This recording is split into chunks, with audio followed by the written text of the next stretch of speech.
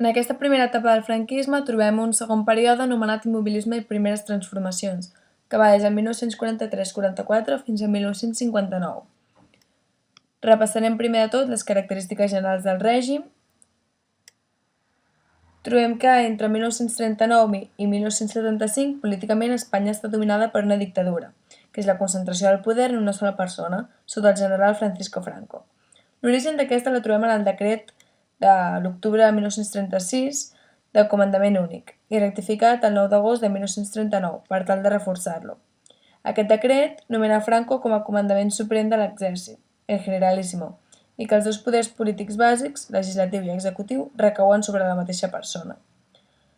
En quant a la ideologia, caldria destacar tres idees clares: el manteniment de l'ordre públic a través de l'exèrcit, l'exaltació del nacionalisme espanyol amb el centralisme sent centralista i la importància dels valors del catolicisme conservador.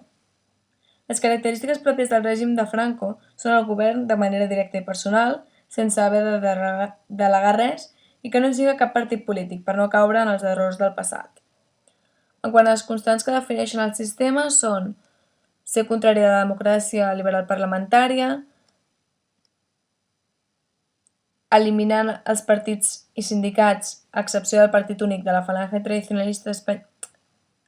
Espanyola Tradicionalista de les Jons, i eliminar els principis liberals amb tant les llibertats individuals com les col·lectives. A més, fa la persecució de qualsevol manifestació nacionalista, sigui basc, gallec, català, començant sobretot per la llengua. Per tant, el podem resumir com anticomunista i antiseparatista. Per dur a terme aquestes ideologies, crear tot un seguit de lleis, sobretot durant els primers anys del franquisme. Aquestes són filtres, és a dir, que la següent reforça l'anterior, perquè així tots els derrotats, tots els contraris, tota l'oposició puguin ser jutjats. Trobarem la censura, la llei de responsabilitats polítiques, que legalitza la repressió als perdedors, la ley de represión de la masonería y el comunismo, que es más de lo mismo, i la llei de seguretat de l'Estado. Centrant-nos pròpiament en aquesta etapa, trobarem que parlarem una mica de la política internacional, ja que és molt important tractant-se d'aquests anys. Primer de tot, trobarem aquest bloqueig internacional que, tot i que torni la divisió azul i s'hagi declarat Espanya com a neutral, no li servirà de res, ja que aquest gir del règim es fa perquè durant el final de la Segona Guerra Mundial hi ha una forta oposició internacional a aquells que van donar suport a les potències de l'eix. Per aquesta oposició fan un bloqueig internacional.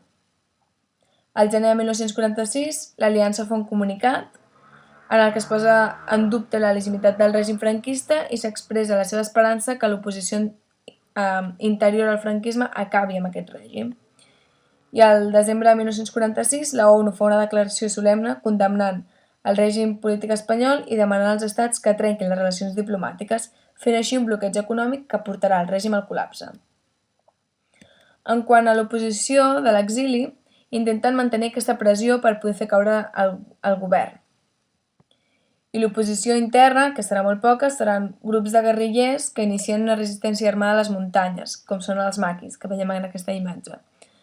Trobem aquells que defensen que torni Joan de Borbó com a pretendent del tro, i aquest aprofitarà la situació per fer un manifest on explica la implantació de la democràcia i la monarquia a Espanya. És el manifest de Lausana, el dia 19 de març de 1945. La reacció de Franco és mantindre la duresa a partir de la propaganda del règim que transforma aquesta oposició com un atemptat directe a la població espanyola, essent així un nacionalisme exagerat. Al desembre de 1946 hi ha la manifestació a Madrid, on l'exèrcit i la Guàrdia Civil comença a fer neteja, sobretot en els maquis.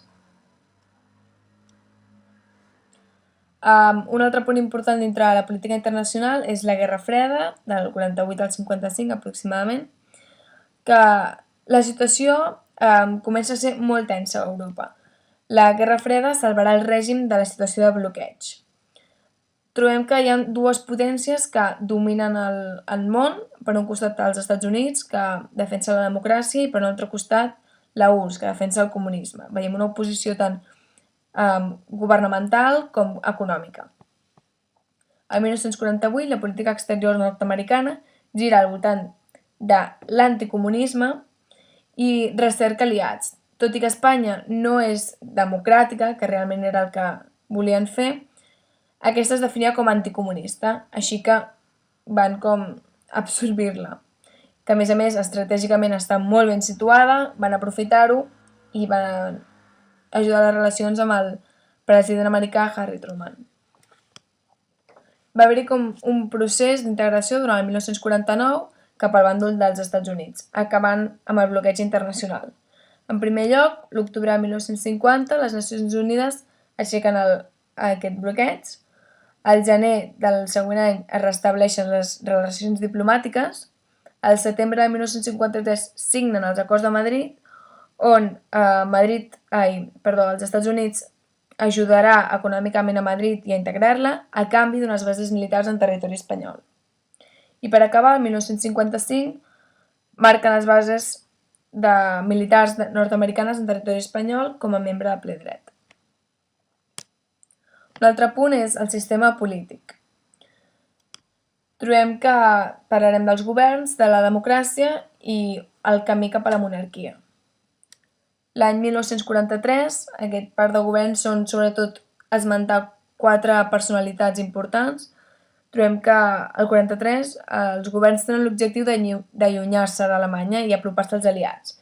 I per tant els ministres d'Exterior ja no seran pro-alemanys i un dels més importants és Alberto Martín Hartajo, el 1945, que per aturar aquest bloqueig s'apropa als Estats Units, com ja hem parlat abans.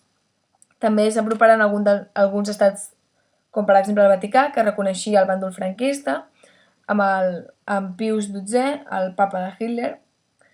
I un altre personatge polític important serà Carrero Blanco, que el 1951 serà com una figura clau, però políticament realment apareixerà el 1956 i prendrà molta més importància durant la segona etapa del franquisme. D'altres importants trobem dintre el grup de tecnòcrates de l'Opus Dei com a Laureano López Rodó. Un altre punt important és la democràcia orgànica. El règim comença a incorporar-se al grup americà i comencen a abandonar tots els símbols feixistes que durant l'etapa blava exaltaven perquè el bàndol feixista europeu, com si diguéssim, ha perdut aquesta Segona Guerra Mundial. El 1945 comencen a haver-hi tot un seguit de reformes polítiques per fer front al bloqueig, netejant la seva imatge.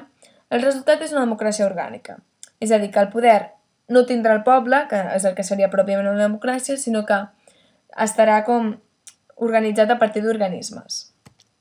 El 1948 es promulga una síntesi de lleis, una agrupació de lleis, que és Ley de Principios de Movimiento. D'entre aquesta síntesi trobarem lleis com la Ley de Cortes del 42, que creen unes Corts com a assemblea consultiva. El Fuero de les Espanyoles, del 1945, que declara els drets que garanteixen les llibertats als aliats de l'Estat i sense sobrepassar el límit de la llei. Una tercera, la Llei de Referèndum, de 1945, quan el govern vol aprovar quelcom important, el porten al referèndum del poble. Ha estat més conegut com el referèndum del sí o sí. I la darrera, la Llei de Bases del Règim Local, del 45 al 48. Per tal d'escollir ajuntaments, s'escollen els representants, però només poden ser de 3 grups. Per un costat, les famílies, els sindicats i les entitats de diversos àmbits. Per tal de ser el candidat necessites el vistiplau del governador civil i es fa tot en una llista tancada. Tot això es fa una mica per semblar una democràcia de cara, per un costat, al bàndol dels Estats Units que els estan ajudant i de cara a netejar la seva imatge feixista. Però veiem que tot és un engany, és una màscara. Vull dir que aquestes lleis porten parts que no tenen el referèndum del sí o sí, els drets i llibertats sempre que no et passis de la llei. És a dir, que al cap i a la fi és com si no haguessin fet res. Cap a la monarquia és... El 1943 trobem que, com ja he dit abans, de l'oposició que vol que retorni la monarquia a Espanya, trobarem diferents grups monàrquics que tenen com a figura a Joan de Borbó. Al setembre hi ha un grup de militars monàrquics que li reclamen a Franco que la restauri. El representant, el 19 de març de 1945, signa aquest manifest de Lausana, com ja he explicat abans, però a causa d'això, Franco i Joan de Borbó trenquen les seves relacions i Franco tenia claríssim que havia de restaurar la monarquia, que eren les seves idees, però quan ell volgués. És per això que el 6 de juliol del 1947 fan la Ley de Sucesión a la Jefatura del Estado, però per les males relacions que tenen, al març de 1948 hi ha una relació entre Franco i Joan de Borbó que pacten que hi haurà una monarquia, que el rei no serà ell, y malgrat això li fan jurar los principios fundamentales del movimiento. I té claríssim que segurament el que serà rei serà el seu fill, Joan Carles de Borbó. En quant a l'economia, les transformacions econòmiques, veurem tres aspectes. Per un costat, la misèria, per l'altre costat, l'ajuda dels Estats Units, que això comportarà aquest inici de creixement. La misèria entre 1943 i 1951 es manté igual, segueix tot misèric, amb l'existència d'Extraperlo, el mercat negre, amb la creació de la INI, intenten augmentar aquesta indústria.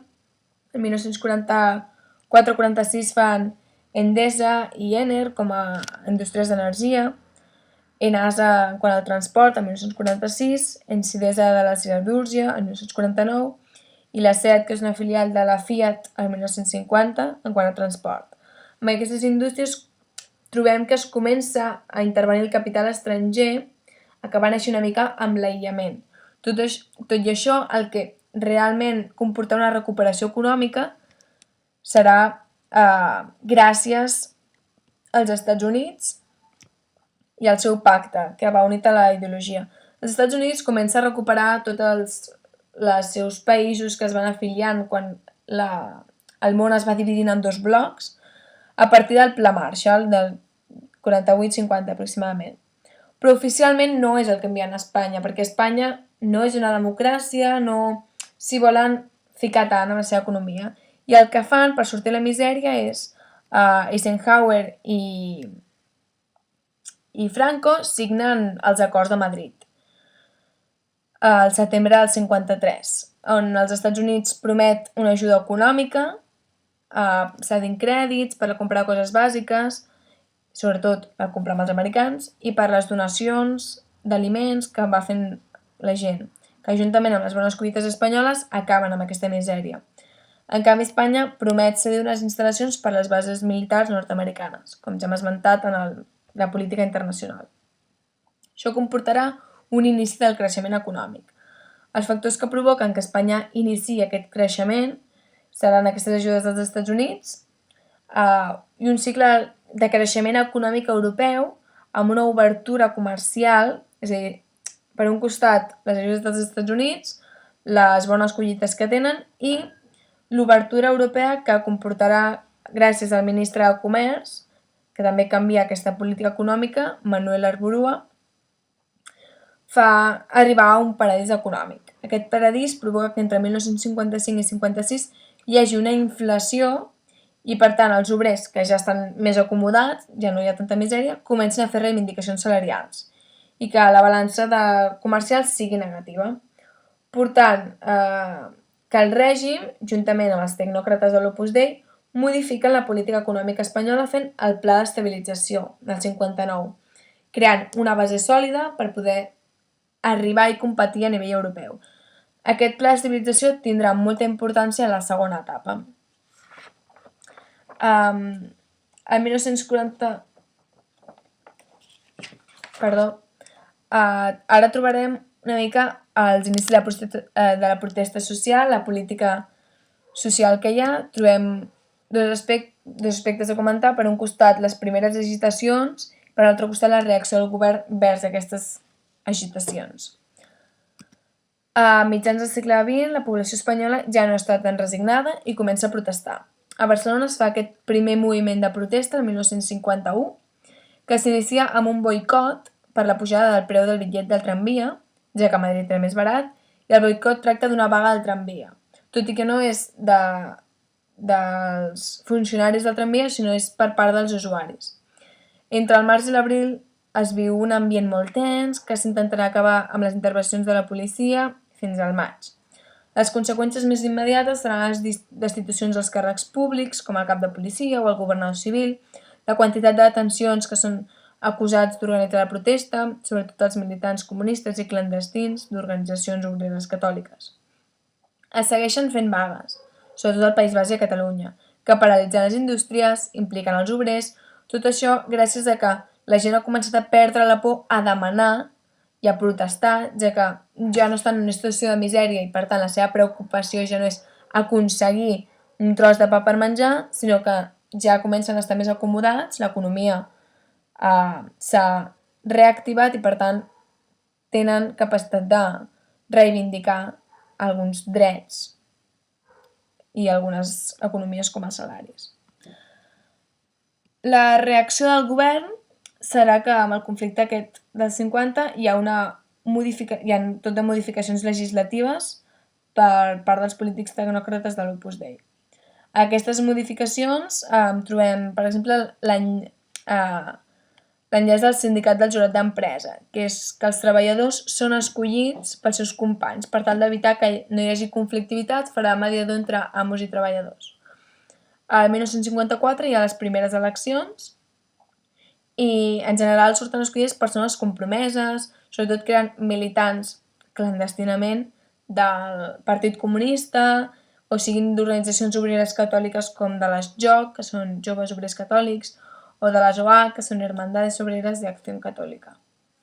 Al 1956 el govern renuncia a fixar els salaris i a partir de llavors el salari sorgeixen a partir de la reunió entre empresaris i enllaços sindicals, que tan sols marquen, el govern tan sols marcarà el salari mínim i per tant d'aquesta reunió sorgirà més o el salari mínim.